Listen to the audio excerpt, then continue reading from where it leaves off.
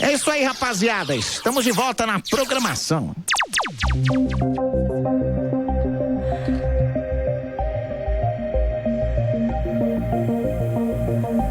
Muito boa tarde, estamos aqui no 17 de fevereiro de 2020, diretamente da Rádio Geek São Paulo, e basicamente estamos voltando com o nosso programa Tecnomagia, agora às segundas-feiras, às 16 horas, e eu estou aqui hoje com a minha amiga Camila Andrade. Bom, a edição de hoje é a 28ª, e desse lugarzinho a gente vai contar sobre paternar e maternar de um lugar novo, né? E o nome é como ferramentas de inovação para impacto social. O que seria isso? Eu trouxe aqui a Camis, que você vai entender já todo esse contexto, mas é uma pessoa que vem percorrendo essas novas formas de maternidade e paternidade. E, bom, ela é mãe da Mora, principalmente. Minha amiga psicóloga, faz um trabalho maravilhoso com facilitação gráfica lá na sócia da Moon, curadora do Hacktown, que amamos, parceira do Ralph, enfim. Cami, seja bem-vinda. Obrigada. Bom, se você ajuste só o seu microfone mais perto, assim, para te garantir a sua voz. Se vocês tiverem perguntas sobre esse assunto que permeia todo mundo, né? Se você não é, talvez não venha a ser, mas veio de um pai, de uma mãe biológica, que teve alguém que cuidou de você. Deixe perguntas no nosso WhatsApp, que é o 11 973136617, nome completo, sua pergunta, que a gente pode fazer tanto ao vivo ou então a posteriori. Nós estamos em todas as mídias sociais e estamos em todas as plataformas de streaming com essas conversas aí semanais. Bom, Camis, eu queria que você se apresentasse, contasse um pouco da sua história. E aí, por que a gente vai contar essa história toda de paternar e maternar de um novo olhar, né? Por que você me inspira tanto? Vamos por aí. Então, minha formação é de psicóloga e eu tenho uma história de vida aí diferente, porque acho que eu fiz muitas mudanças, transições, né? Acho que eu sou uma pessoa que está buscando essa soft economy já tem um tempo. Então, a minha formação é psicóloga, eu já trabalhei na área de RH. Depois, dentro do RH, fui migrando para uma área de desenvolvimento profissional, pensando em outras linguagens. Acabei caindo na facilitação gráfica e resolvi empreender nesse lugar, sair. E aí, tem a Moon, que entrou na minha história, né? Virei sócia da Moon. E o Hacktown, que é uma coisa que vem em paralelo, mas que é um filho para mim também, porque tudo é meu filho. Estou começando a perceber que faz mais sentido essa conversa do que eu imaginava. Muito bom. E o Hacktown, que eu entendo como uma grande plataforma para a gente poder falar desses modelos de transição, etc. Então, tem uma preocupação minha, em especial, também de ser muito coerente com aquilo que a gente está pregando no festival. Então, acho que eu já estou vivendo essa história aí há muito tempo. E aí, eu tive um bebê no ano passado. Sim! E todo o meu processo de gestação e de gravidez, eu tenho tentado encarar de uma maneira muito consciente, muito coerente também comigo, com os meus processos e com essa história aí que eu tô tentando trilhar na minha vida, né? Não, maravilhoso, assim, como amiga, eu acho que eu sou testemunha disso, uma das pessoas que mais vive aquilo que prega, o que a maioria das pessoas tem hoje dificuldade, né, de contar uma história e depois caminhar ela, né, que é o tal do walk the talk em inglês, e eu acho que te acompanhar de perto, né? A sua maternidade, o seu engravidar, o seu planejar e ao mesmo tempo depois perceber que as coisas não saem como a gente planejou.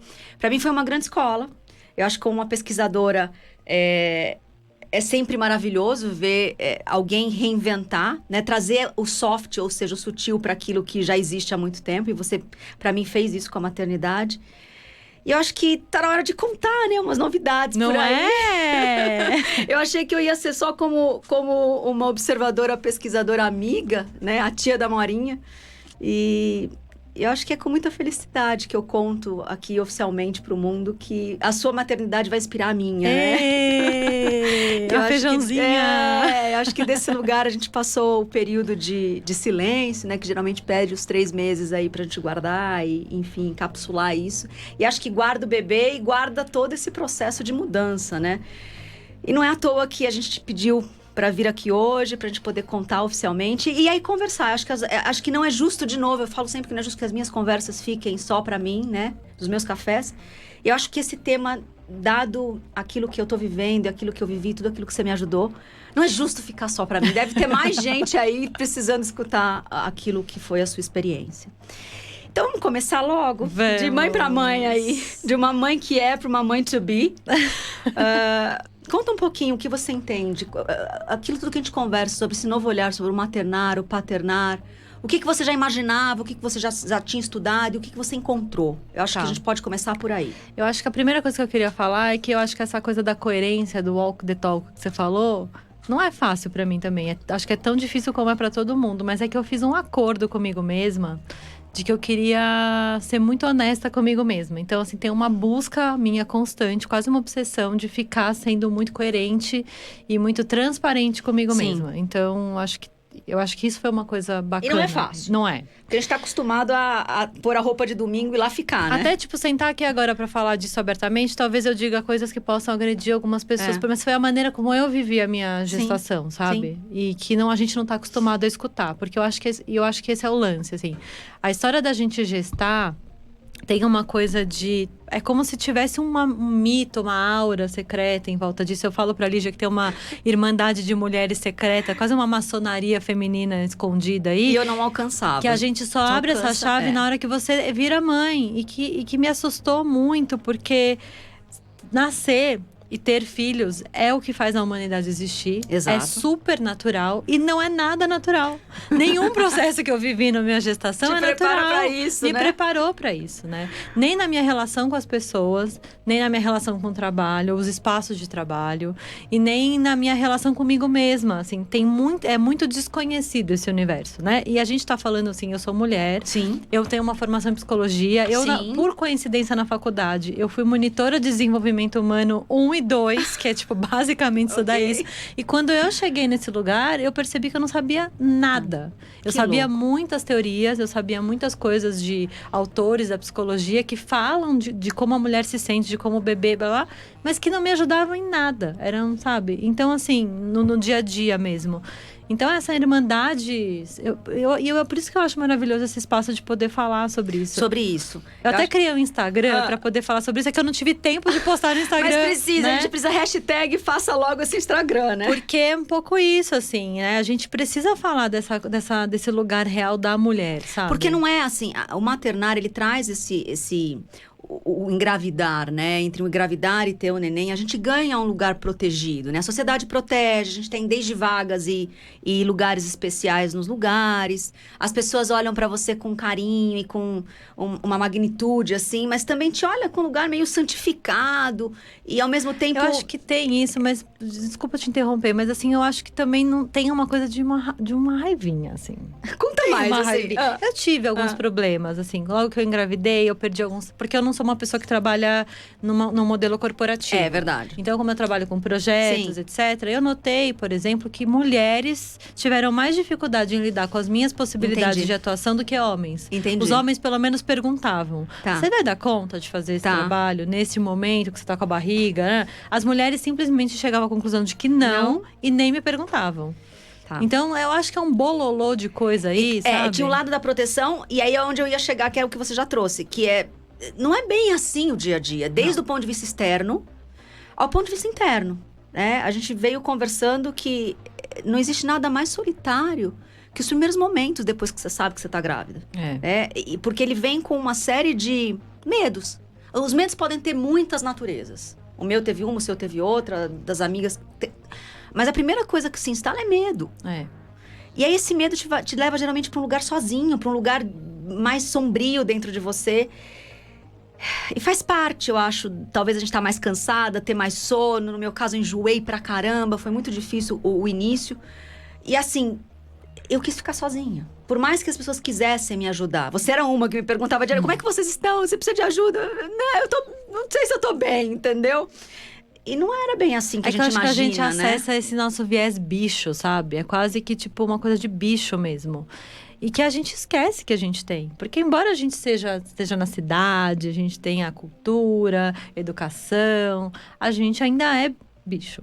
E aí a maternidade vai lá no seu instinto e fala assim, olha aqui, o seu instinto aqui, sabe? Assim, ele puxa esse cordão aí e isso fica muito grande, sabe? É uma coisa que a gente fica o tempo todo escondendo, sabe? Controlando. É como se abrisse a portinha lá do subconsciente e os monstrinhos começassem a pular debaixo do colchão do subconsciente. E foi o lugar que eu fui. Então, assim, não foram 3 meses fáceis, né? Foram 3 meses desafiadores. E o que eu vou falar pode ser assustador, mas eu vou falar com muito carinho, assim. Nem começou, entendeu? Porque o lance é que eu falava pro meu médico, assim, 0 dignidade. Porque você vira bicho mesmo, entendeu? Ai, meu eu tô Deus. no momento amamentando, eu fico com o peito de fora, entendeu? E não dá tempo, às vezes, de guardar. E aí você vai...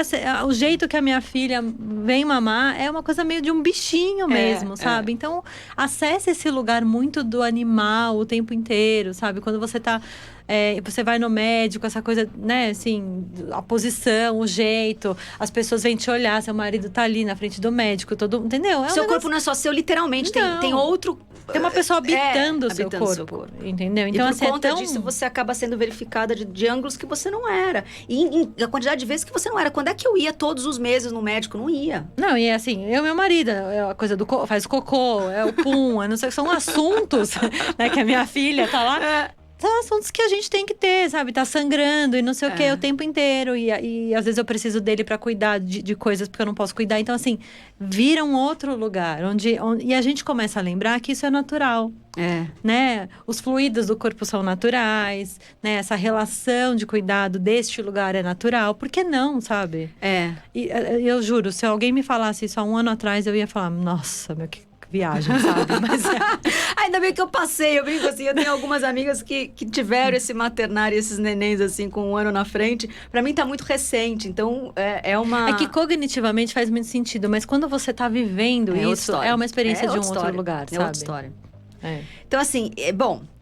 Já entrando então nas perguntas, eu acho que esse novo maternário, esse novo paternário, esse novo papel do pai e da mãe, também nasce desse início da nossa conversa. Quando você fala, olha, eu tô tentando, meu compromisso é ser cada vez mais verdadeira com aquilo que eu falo, que é o meu compromisso também, que é o compromisso de muita gente que tá nessa jornada de se autoexpandir, de se autoconhecer, de ser um ser humano melhor, né? Por isso que o título do programa é como impacto social. Eu acho que o trabalho que a gente veio fazendo enquanto adultos... vai ajudar diretamente nesse impacto da criação dessas crianças. E aí, de que lugar você vê que encarar essas coisas como elas são e esses novos homens e mulheres, né, mais ressignificados, mais verdadeiros consigo mesmo nas suas relações, vão impactar diretamente a criação, seja da sua criança, da minha criança ou das crianças que estão vindo através desses humanos? Mais verdadeiros. Esse é um tema, assim, pra mim, bem importante, assim. Porque, bom, eu e o Ralph, a gente trabalha com Hacktown e a gente trabalha muito na curadoria, né? Então, a gente tá acessando uma série de pessoas e de gente que tá falando. A gente fica pensando... O Ralph trabalha com a experiência do festival. E isso, acho que a nossa história vai afetando diretamente também um pouco da nossa leitura de mundo. Sem dúvida. Né? Então, a gente vem falando, por exemplo, essa coisa de empreender a sua verdade, que eu acho que vai ser o grande tema desse ano. E eu acho que não dá pra gente... A gente tá vivendo num mundo onde todo mundo sabe qual é o discurso, todo mundo sabe o que tem que fazer, o que tá errado. O lance é, a gente tá fazendo isso com coerência? Né, de verdade, né? Porque o que a gente mais vê é nutricionista falando de comer comida de verdade, nananana, que vende suplemento e, se escraviza pra ser magra e tira foto de duckface no coisa, falando de uma de uma estética que é irreal. Irreal. Ou o cara que é empreendedor, que sai da empresa, abre a startup dele, mas paga mal o funcionário, mas tem uma mesa de ping-pong, enfim, entendeu? Então, assim, a gente tá construindo um discurso que eu não sei se a gente tá vivendo ele na prática, isso acontece muito. Então, assim, tem uma preocupação nossa em tentar ser o mais próximo possível da verdade que a gente está empreendendo. A gente faz E essa mulher, Camila, e esse homem, Ralph, ressignificados e buscando essa verdade, como é que essas pessoas entraram na maternidade? É isso, a gente vê... E aí eu queria falar assim, não somos perfeitos. Não tô aqui dizendo assim, somos os... E nem tá passando receita pra ninguém. De jeito nenhum. A gente tá muito ligado em tentar ter essa coerência. A gente entrou na maternidade, na paternidade muito organizado pra isso. Então, assim, a gente conversa muito e a gente se organizou muito pra estar muito presente, principalmente nesse começo de vida da nossa filha. dividindo as tarefas e aprendendo junto. Porque a real é que a gente não sabe nada. Porque a gente não sabe mesmo. Então, a gente tem muitas dúvidas, a gente não sabe muito como dividir os papéis, a gente tá aprendendo na tentativa e erro, a gente tem as nossas brigas, porque… Sim. Né? Porque assim, a gente… E aí eu tenho N questões, né? A gente fala do pai presente, mas quando esse pai tá presente… Que é o caso do Ralph. Que é o caso do Ralph. O Ralph é muito presente. Ele decide tanto quanto eu, então ele tem o jeito dele de vestir a criança é diferente do meu jeito de vestir a criança. Coisa simples quanto essa, até o lugar que a pessoa senta no médico, né? Exatamente. Eu tô indo fazer ultrassom com o meu parceiro e basicamente parece que todo ultrassom e toda a equipe tá esperando pela mulher. E tipo, tem uma cadeirinha ali que quase ninguém olha pra cara dele, entendeu? Não, eu tenho uma história maravilhosa, porque eu queria muito fazer um parto humanizado, natural. Eu procurei doulas e tal pra me ajudar. E aí tem uma história muito maravilhosa que chegamos, eu e o Ralph, na casa. E aí elas ofereceram chá pra mim, elas ofereceram pra ele. Um lugar que teoricamente é super ativista do feminino, que cobra os homens, a presença, o pai, bababá. Mas a hora que esse pai tá lá, empoderado também, tanto quanto a mãe, me empoderando… Ninguém nem enxergou que ele tava ali. Né? E assim, a gente sabe que tem muita coisa para ser feita ainda massivamente, mas a gente já tem uma boa parte da parcela dos homens que já entenderam essa história. E que eles estão ali presentes, não é uma questão de ajuda, eles são tão presentes quanto a mãe é presente. Não é um ou outro, não é o caso do Ralph ou do Bernardo, é basicamente a história de muitos dos nossos amigos, entendeu? Das pessoas que a gente convive. Então assim… Mas eu acho que a gente tem uma bolha que a gente tem de homens mais acordados. Não é uma bolha de 3, é uma bolha significativa. Já. Eu acho que ainda tem muitos homens perdidos. Mas eu acho que tem uma coisa também da mulher de não querer esse homem tão empoderado. Porque a hora que o homem se empodera, eu tenho que negociar tudo com o Ralph, entendeu? Esses dias eu que tô com esse discurso, falei, né? Ele foi lá, trocou a fralda da Amora, colocou uma roupa nela. Eu falei assim, mas você pôs essa roupa? Ele falou, mas eu achei essa roupa linda, ela é minha filha também. E eu falei, eu me calei, porque ele tá correto. Ele tem o direito de vestir ela do jeito que eu falei, de vestir por isso. Porque é a filha dele. Entendeu? Ter que negociar, eu quero dar isso aqui pra ela comer. Mas eu acho que ela não tem que comer isso. Então, a gente vai ter que chegar num consenso e ver se qual a linha que a gente vai adotar, sabe? Mas que foi assim pra cada pedaço da vida de vocês.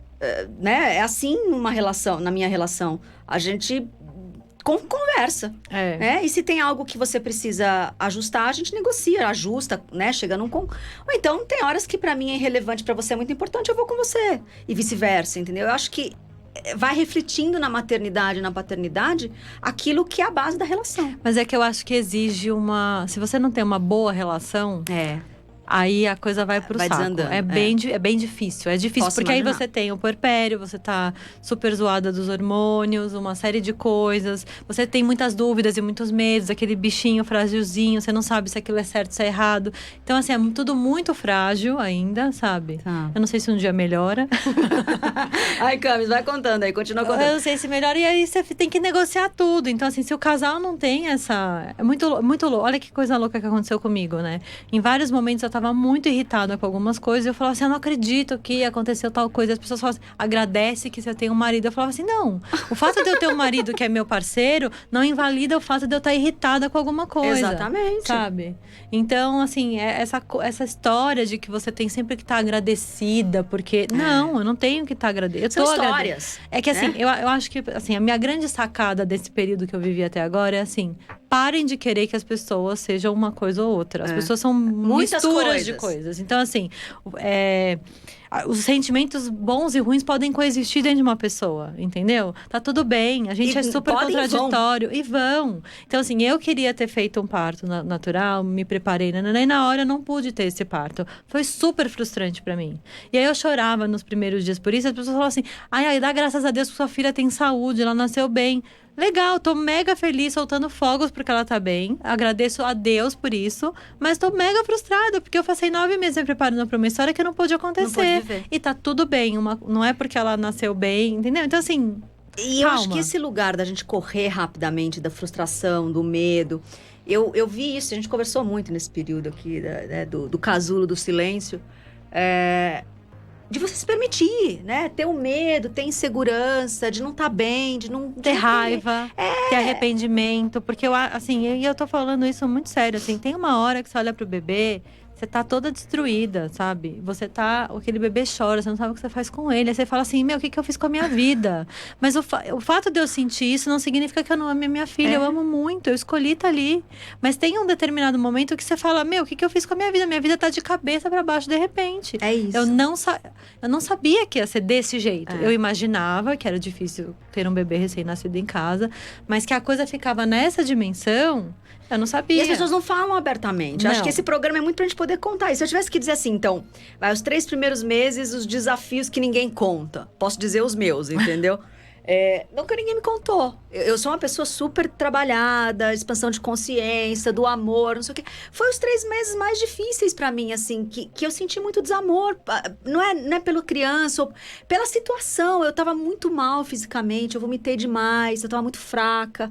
Então, assim, é muito sozinho, por mais parceiro que Bernardo seja, ou que os amigos sejam. É um lugar interno que pra mim foi muito difícil. E você fala, vai passar, melhora. Não só fisicamente melhora, a gente tem um enjoar emocional também, que vem e vai, né? E deve estar tudo misturado, porque você não se alimenta bem, porque os hormônios estão uma loucura.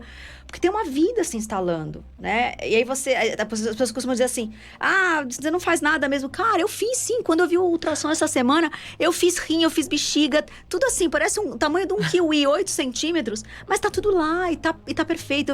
Eu fiz 2 hemisférios de cérebro perfeitos, entendeu? Então, assim, eu acho que a gente tem que ter esse acolhimento, né? Que você me ajudava o tempo todo nas conversas, mas de uma forma geral, é difícil. Eu acho que o lance é assim, a gente pode sentir tudo. O lance é o que a gente faz com o que a gente tá sentindo. Se eu falo assim, o que eu fiz? Por que eu tive um bebê? Tô com raiva, eu jogo o bebê pra parede? Aí, isso é um problema. Agora, você sentir raiva e falar, nossa, eu tô com raiva. Da onde vem essa raiva? O que eu tô fazendo com essa raiva? E aí você, sei lá o que você vai fazer com a sua raiva, cada um tem o seu mecanismo. Eu acho que quando eu falo de uma coisa de responsabilidade social, que eu acho que o maternar tem isso, eu acho que a gente precisa ensinar os nossos filhos a acolher o que é genuíno do coração deles, entendeu? Exatamente. E quando a gente se permite fazer isso, a gente é exemplo dos filhos da gente. Exatamente. Sabe? Então eu acho que esse é o ponto, assim, gente bem criada, gente que tá nesse lugar, eu acho que vai construir um mundo melhor.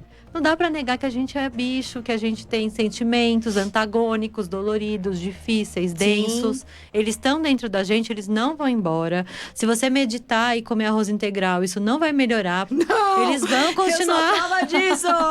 Eles vão continuar existindo em você. O lance é o que você faz com isso. Se você tá com muita raiva e você vai meditar e comer arroz integral, isso te purifica e você fica bem, legal. Ótimo. Mas não acha que é isso que vai resolver o seu problema ou vai apagar, o que eu aprendi em 3 meses, assim, e de novo, o que acontece comigo não é o que acontece com todo mundo, mas foi o que aconteceu comigo. Eu tava numa fase muito, sutil, quem me conhece sabe toda essa história de meditação. Faz 3 meses que eu não consigo meditar. Eu nunca tive tão tão aterrada. Liguei pra eles e falei, toma Coca-Cola. que meus médicos não escutem, né? Mas teve um dia que eu tava tão enjoada que eu tomei a tal da Coca-Cola. E melhorou. Entendeu? E melhorou. Então, assim, desse lugar... Nossa, eu aprendi muito sobre viver no mundo de dualidade, entendeu? A gente tem muita essa coisa começa no processo de autoconhecimento e a gente vai muito pro mundo etérico, né? E é legal, e é bacana, faz parte de várias jornadas. Pra mim foi um jumping na matéria mesmo, assim. Você habita um corpo e agora tem um corpo que habita o seu corpo. Então, segura aqui, segura a onda, que você vai passar aí por 3 meses desconectada. Seja da sua intuição, da sua capacidade de se conectar ou de expandir. Comigo foi muito terra. Eu aterrei do lugar que eu só conseguia sentir os meus chakras básicos. Ou seja, só sentia a barriga, entendeu? Eu não sei como é que é pras outras pessoas, assim. Porque essa conversa mais mística, assim, rola entre a gente. Mas eu acho que ainda vai ficar um tempo, assim, sabe? Tá. Eu ainda me sinto um pouco desconectada. Mas é porque é isso. Eu acho que a gente tá lidando muito com a base da existência. Da vida, né? Você tem que garantir garantir que ali vai de iniciar. tudo, sabe? Então, assim, tem uma coisa da fome, sabe? Das necessidades básicas ali o tempo inteiro, que tá ali emergente, sabe? Precisa daquilo. Talvez com o tempo isso vai, se diluindo e outros fatores vão entrando ali, sabe? Mas é a gente se lembrar dessa nossa origem. Eu tinha uma amiga que falava assim, você quer ascender rapidamente, não tenha filhos. Porque você vai entender quando você estiver, porque você vai ter que viver o dia a dia, né? Muito mais do que esse lugar atemporal. Mas enfim, os 3 próximos meses que dizem que é uma janela de ouro aí, como é que foi pra você? Pra mim foi maravilhoso. Fiquei super produtiva, mega produtiva. Trabalhei muito, sabe? Senti um desejo de trabalhar, de produzir, de fazer enorme. E aí o pessoal falava, o último trimestre é super não produtivo. Pra mim, não foi super produtivo. Acho que eu senti essa queda no último mês, assim, da gestação. Tá. Sabe? E aí agora eu já tô nessa desespero de voltar a trabalhar muito, sabe? Que também é uma outra questão, porque… 4 meses e meio? A Amora tá com 4 meses e meio e eu quero muito voltar, mas ao mesmo tempo ela não me permite voltar. Então agora eu tô na minha piraçãozinha, assim, de como é que eu equilibro os pratinhos, porque a gente fica muito monotemática, né, no começo. E como eu fiz uma transição de vida, eu amo o meu trabalho, tudo que eu faço é uma coisa muito importante pra mim, que eu adoro. Ficar longe disso tá sendo muito difícil. Ao mesmo tempo, também é uma fase do primeiro ano da minha filha, que é uma fase única.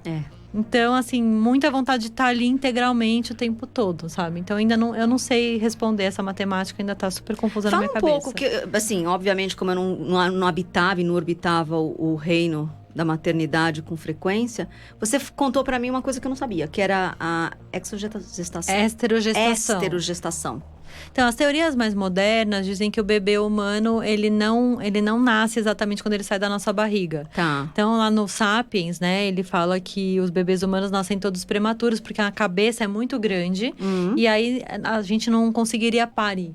Tá. Se fosse mais pra frente. Se proporcional. Se você pensar mesmo, os animais, eles já nascem prontos, né? O bezerrinho sai andando. O bebê humano, ele não sobrevive sem a mãe. Se você tiver um bebê e largar ele na floresta, ele vai morrer. Tá. Né? Os outros animais têm alguma capacidade de sobrevivência. Então, esses primeiros 3 meses, eles chamam de esterogestação, que é a gestação fora do útero. Tá. E o bebê é total instinto. Pra mim, faz muito sentido, vendo a minha filha agora, tá bem fresquinho na minha memória isso. É um bichinho mesmo, sabe? É quase só instinto. Ela começa a interagir e apresentar alguma personalidade, foi mesmo depois que ela fez 3 meses, sabe? Tá. Aí ela começa a ter outro tipo de reação, ela começa a sorrir, ela começa a ter outro tipo de interação com a gente. Tá. E aí eu percebi que ela de fato nasceu, sabe? Tá bom, ela começou a ganhar aspectos traços dela. próprios, sabe? Tá. Mas até então ela é só um bichinho que responde a estímulos, assim.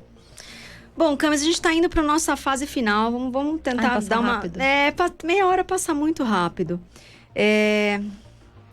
O que a gente pode, de repente, ajudar, né, nesse processo? Porque são muitas as formações de família. Tem, necessariamente, você tem um parceiro, eu tô com um parceiro, mas tem aqueles que não têm parceiro, tem aqueles que decidiram fazer com amigos que não são casais, tem aqueles que decidiram inseminar. Eu mesmo tinha óvulos congelados, super achei que ia usá-los. Tem aquelas que não querem ter, assim… De que lugar é essa ferramenta, né, de inovação e de impacto social nas mais diferentes possibilidades de vertentes, né? Desse cuidar dessa nova vida? Eu acho que a tecnologia tá toda na gente, ela é super de ponta, né? A gente tá pronta para isso. Eu acho que o que a gente precisa fazer é ativar essa tecnologia que a gente já tem pronta, que é empreender a própria verdade, que eu acho que essa é a história. É você ser muito franca com você mesmo, permitir que esses afetos todos, que essas histórias todas, elas venham, olhar para elas com muita valentia e aí dar um encaminhamento para isso. E aí procurar redes de apoio de outras mulheres ou de outras pessoas. Eu acho que sim. E procurar redes que te acolham na sua verdade, que eu acho que tem isso também, sabe? Não adianta a gente procurar… eu tive muita dificuldade, por exemplo, com a minha mãe, porque a minha mãe vem de uma escola super antiga, onde as mulheres não tinham direito de sentir essas coisas que eu tô dizendo aqui. Então tem uma questão com isso, de um conflito, espaço, tem uma questão em algumas egrégoras religiosas, que isso não é bem acolhido. Então, se você precisa falar sobre isso, você sente necessidade, eu acho que você precisa sem preconceito, sabe? Se abre e vai ativar essas redes. Todo mundo tem alguém com quem a gente pode falar sobre isso. Eu acho que a internet tem muita coisa, tem muitos perfis bacanas de gente tratando disso de uma maneira muito aberta, sabe? Se informa o máximo que você puder. Eu acho que esse é o lance, assim.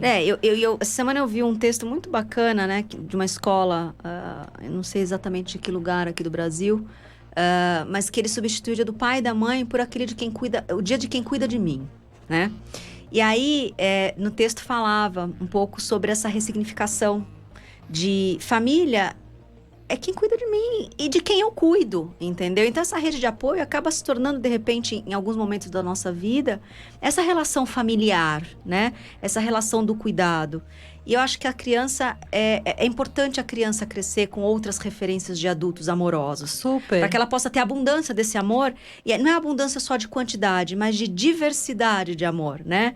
Você é diferente do outro, que é diferente do outro. E que todos possam conviver, né? Eu possa conviver com a Amora, entregar o meu melhor, e você com a minha criança. E assim a gente vai tendo essas redes todas ao redor. Acho que a honestidade de afetos é a melhor coisa que a gente pode dar para esses seres novos que estão vindo. É isso, sabe? Honestidade de afetos. Seja honesto com seus afetos. Coloque eles ali. Todo mundo é humano, todo mundo tem lado bom e lado ruim. Todo mundo sabe exatamente o que é raiva, o que é alegria. A gente consegue acolher. E acolha o do outro, né? Seja honesto com os seus e seja acolhedor com as possibilidades do outro também. Exatamente. Sabe? Porque eles, assim, acho que o software tá vindo cada vez mais atualizados, eles capturam muito rápido, né? E se a gente ensinar esses seres que estão vindo a serem assim... Verdadeiros, assim, de verdade, pronto, acabou. Sabe? Tá maravilhoso. Isso já é um salto né? Eu falo que, as empresas falam de responsabilidade social. Dá espaço para as mães e os pais poderem cuidar dos seus filhos. É de uma responsabilidade social gigantesca. Tão importante quanto preservar a Amazônia e outras questões aí que estão super pungentes, sabe? É super importante, porque gente bem resolvida faz um mundo melhor, sabe? Aí. Eu brinco que é o projeto mais futurista. Eu acho super um projeto futurista. E o que a gente tá falando é bem, assim... Parece banal, mas não é, sabe? Não é. Esse é um assunto muito importante. É a próxima geração. Pensar assim que a gente fala muito de tecnologia o tempo todo, os próximos 20, 30 anos vão ser decisivos com tudo isso maturado, né? Inteligência artificial, enfim, tudo isso que a gente conversa de tecnologia vai estar super maduro.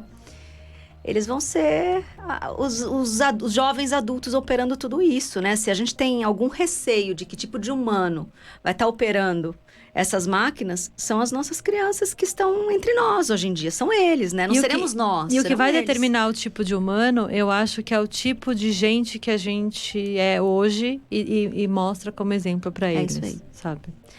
Bom... Esse foi o nosso programa Tecnomagia. A gente falou muito sobre o paternar e o maternar. Como programa festivo!